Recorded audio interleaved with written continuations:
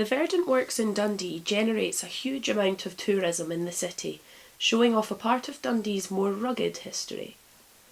Once upon a time, the jute industry in Dundee employed over 50,000 people and supplied much of the world's demand for jute goods. Volunteers and guides at the works today say the site is a necessary fibre woven into Dundee culture. For a Dundonian of my generation, which is not born yesterday, it's lovely to see so many people coming into the city to visit it and see what the city's got to offer. And that we're using, tourism and visitors as not only for enjoyment of culture and history, but also to economically regenerate the city in the post-industrial era.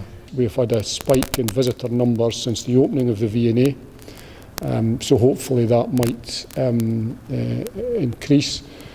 But I think things like this, in some ways this is a hidden jewel of Dundee.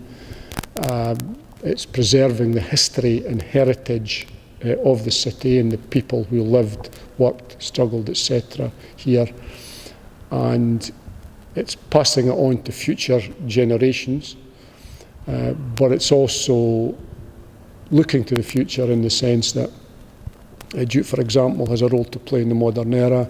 It's environmentally friendly, it's biodegradable. There's a generation growing up who didn't experience that. I think it's important to keep that alive, but there is a role for jute in the future, and we are keeping that story and the heritage alive here and looking at the future in that way.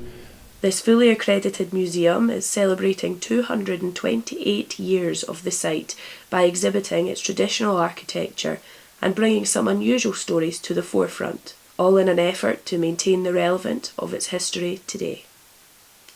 Dundee was almost a solo industry city, though it did have shipbuilding and stuff like that, but jute was a big thing. 2/3 of the workforce in Dundee were employed in the jute industry in one way or another. And of that workforce, 2/3 were women and children. A very significant proportion. It brought in a lot of single women into Dundee. In 1912, I think it was, women outnumbered men 3-2 in Dundee. Dundee is known as She Town for the fact that many assertive women were brought up in Dundee. Women were the principal money earners, wage earners. Entire families would work in the mills, and there was a stage when men found it very hard to find employment, and they became known as the kettle boilers because they sat at home and watched the kettles boil. The Dundee Heritage Trust bought over this site in 1991, and in 1996 it was opened as an accredited museum under Prince Charles. The morals of the workplace and its ancient history have somewhat carried through to modern day life in the city.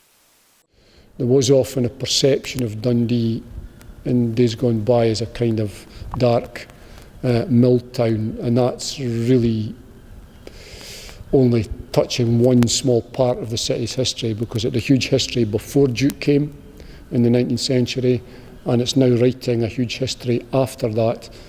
The one city, many discoveries thing, I think, is appropriate. Particularly, people in the past, they came to Scotland, they might go to Edinburgh, they might go to the Highlands.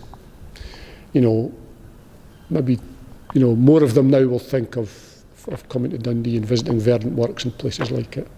As tribute to its history, the Celebrating the Mills selection is on at the Dundee Verdant Works until the 31st of January 2019. Mary Mulhern, That's TV.